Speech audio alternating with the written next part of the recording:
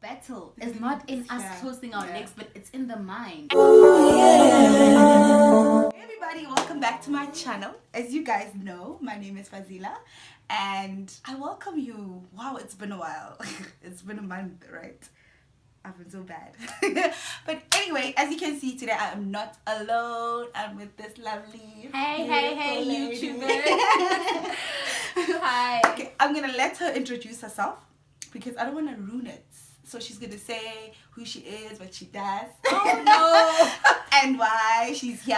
Oh my But before goodness. she says that, before she introduces herself, I just wanted to give you a little bit of why I'm actually doing this. Basically, I am introducing a new segment into the channel where I will be calling in people, or I'll be inviting people to speak about things that they've been through and things that they have they're overcoming, or because I mean, like, I can't be the only one that's speaking about everything in this channel. But this girl, she's going through everything. So I decided to add the segment. So who are you? Before, I'm not good at introductions because Who I feel are like you? I'm this, I'm that, I'm everything. She's a 'Cause I feel woman like with many titles, guys.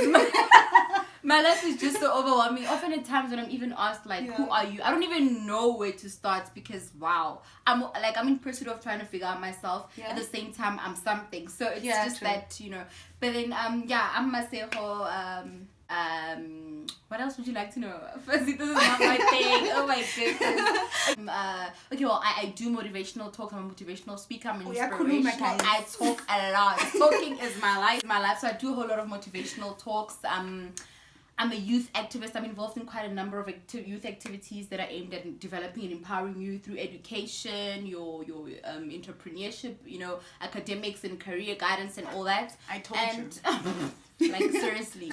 And yeah, I'm also an alumni graduate, and I've been pushing this campaign for Sorry We're Closed Until Marriage campaign. It's a sexual purity campaign, so I've been up to that since 2015. I've been in that part of the campaign, and yeah, basically that's it. I guess more I'll be sharing as and when, you know, we get deep into today's topic, and yeah, that's why actually she's here. She's actually here to share her story with purity and her story with actually where she's at right now with purity and waiting till marriage. Yep, the burning issue that is often left undiscussed, and it's real, it's challenging, and it's not easy. So I believe this opportunity is wherein I have to now tell your people about my story and everything. Well, I don't even know where to start exactly, but it all happened in the year 2015. We're talking about 3 years now, so it's been 3 years since I've been in this journey, running up and down in this, you know, celibacy journey, which is not naturally easy because now when you begin to start talking about celibacy and sexual purity, people often at times think you're talking about a taboo, a fairy tale, or something that is almost non-existent.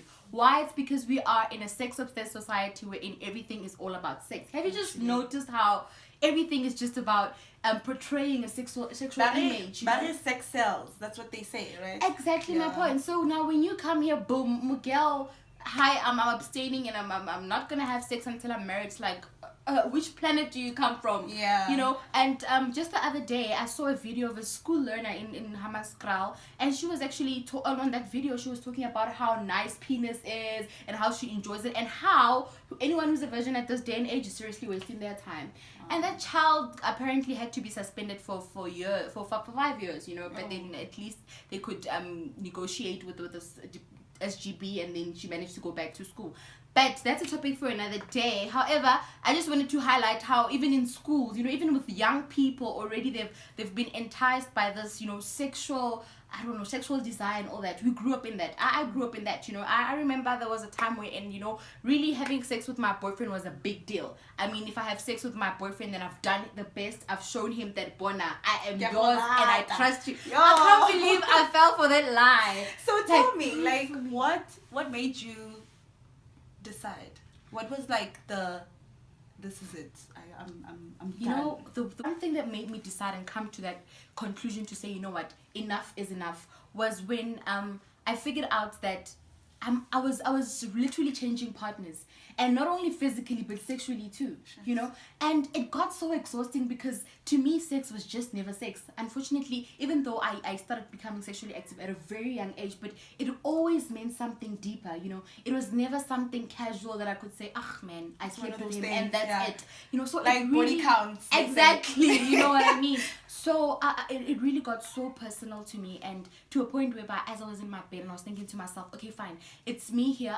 I had this analogy in my mind that, you know what, if I prove myself to a guy, then he's gonna love me more, you know. That's the mentality that I have. That hence, every time in a relationship, my power was in sex. My power was in my vagina to say, if I could just hold him with that, then he won't leave. So now, when I kept on changing partners, it literally ticked me, and I was like, wake up, Miguel. Like, how many more guys are you gonna keep proving yourself to until you reach to the right one? And I was like, enough is enough. I got to the point where I said, you know what? I'm not going to prove anybody anymore. I'm not going to give more of myself to anybody, you know. And I felt like nobody ever deserves me more than my husband, you know.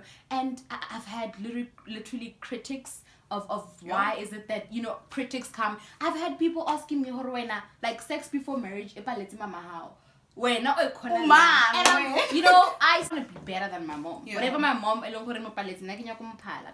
know. And I didn't.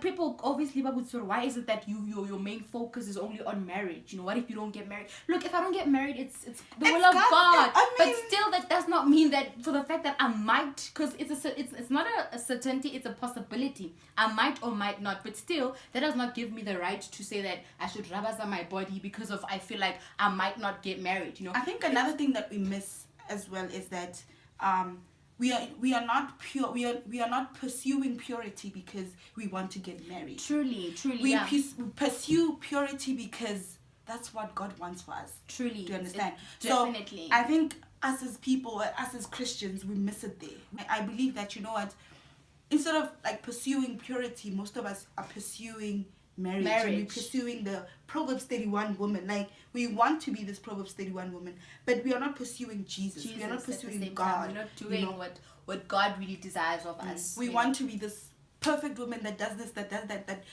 does everything, but really we are not pursuing what God wants us to do, but we want everything from God. And you know, this whole perception of abstaining from sex mainly because of marriage is the reason why people backslide from their celibate journey, because the foundation at the beginning is wrong. You know, and when you are not fed with the right knowledge on how to maintain this decision, on why you're making this decision, you're gonna backslide. The minute you begin to backslide, you will not be even encouraged to get back up and get going. Because I mean, you'd abstain, yes, and then you find that perhaps maybe your rather thought is that, okay, fine, I'm abstaining because of marriage and everything, and you find that 5-10 years down the line, guy has not proposed. Nothing. And now you're thinking to yourself, this thing does not work. It's not that it's not working. Your vision and your foundation has been wrong from the beginning. You know, for everyone that's pursuing sexual purity, find the reason why you're doing it. Not for the next person, but for yourself. And often at times, it really made me so happy to know that I actually became celibate before knowing God. So when I got in that journey of God, finding out that it actually pleasing God, I was like, wow, you and I have this.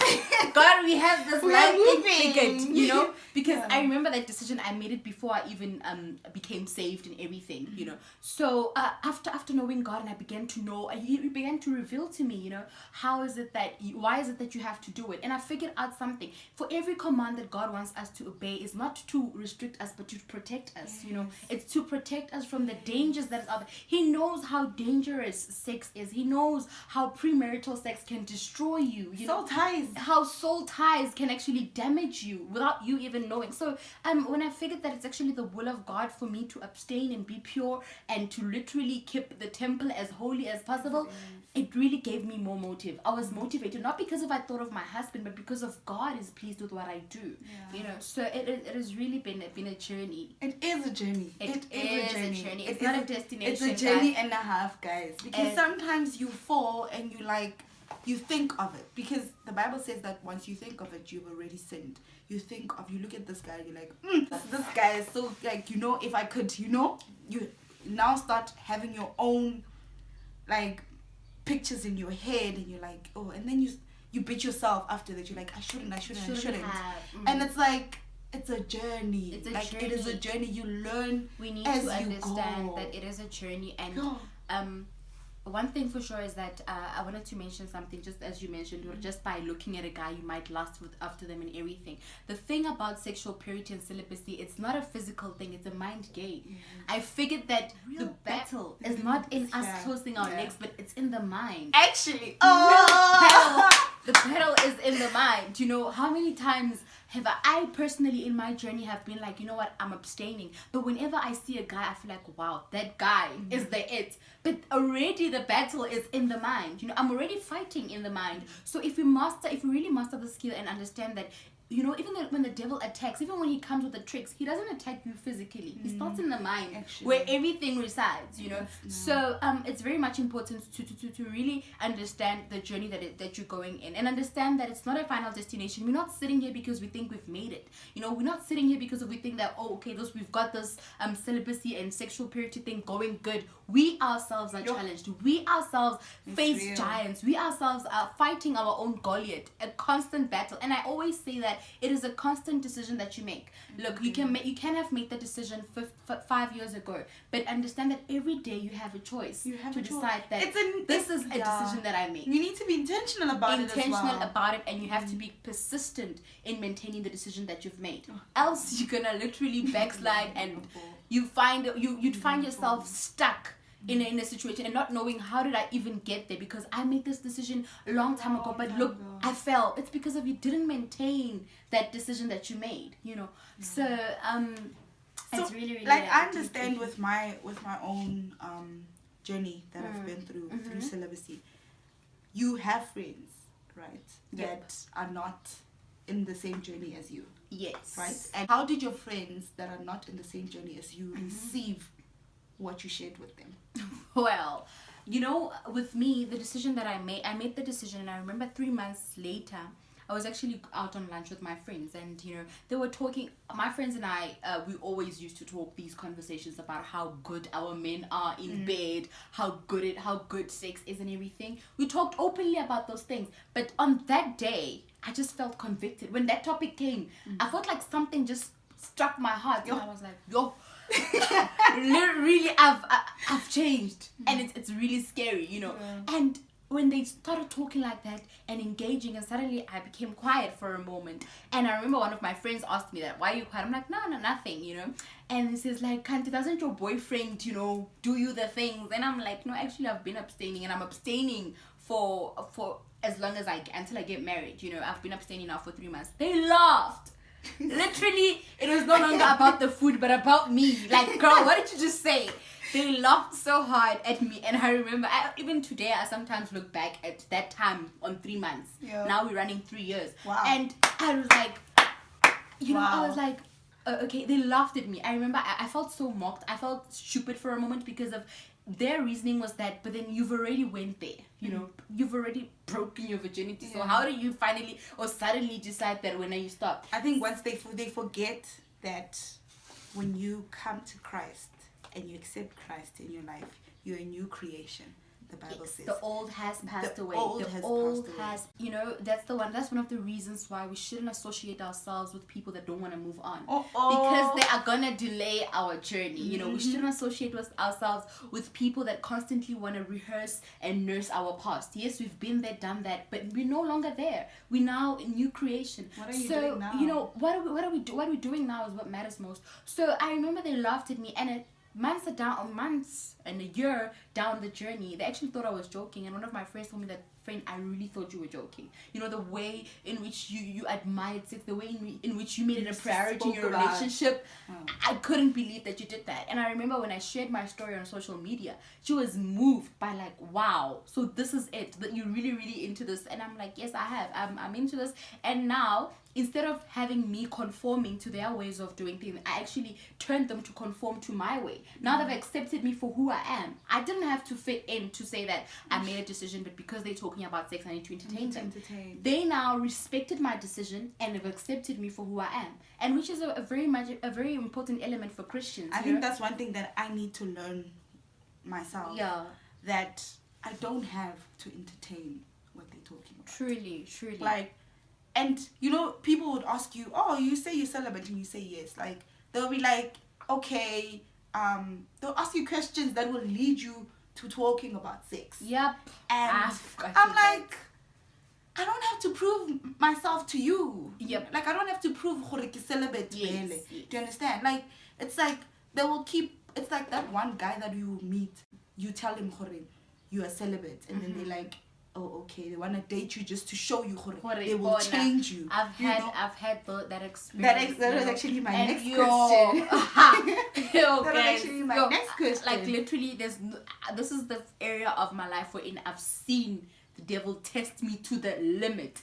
And just to see you know, I've had guys that came into my life. And with me, though, the way sexual purity is so much rooted at heart, before I enter into any relationship or any commitment, I make my point straight. To say, listen, this is what I'm going through, this is my journey, and then if you're in it then you're going to be in it with me, not for me. For me, yeah. Because there's a difference between a guy that's waiting for you and a guy that's waiting with you, you know. So I was like, not for me, but with me, you know. So I've had a guy that I've met before, you know, and we've been in the journey for a couple of months. I'm talking literally a couple of months, you know, just to try and see. And I don't know whether his intention was very to break the vow, to break my sexual purity vow, but then if it was not his intention, then it was the devil's intention through him. Because if the enemy cannot get directly to you, he can get through you, through other people, especially people that are close to you. You know, that's why it's important to always monitor your circle, who's there and who's not. So this guy came and he's like, no, I'm in this journey with you, I'm gonna run with you in this race. And yes, it does please God. Very spiritual, very Christian. Tricky part about it, very spiritual, very Christian. And for me, it didn't make sense that he may not understand, because I mean, like, we're serving the same God, and this is not a principle that I've established, but a principle that God has established, you know.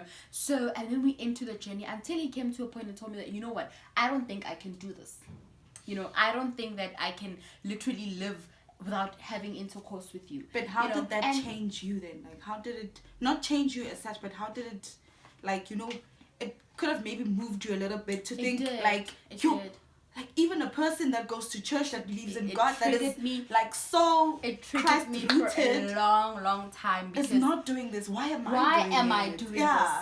And even today, sometimes, to be honest, I get that question, like, why are you bothering? And I've had so many Christians whom they haven't even abstained.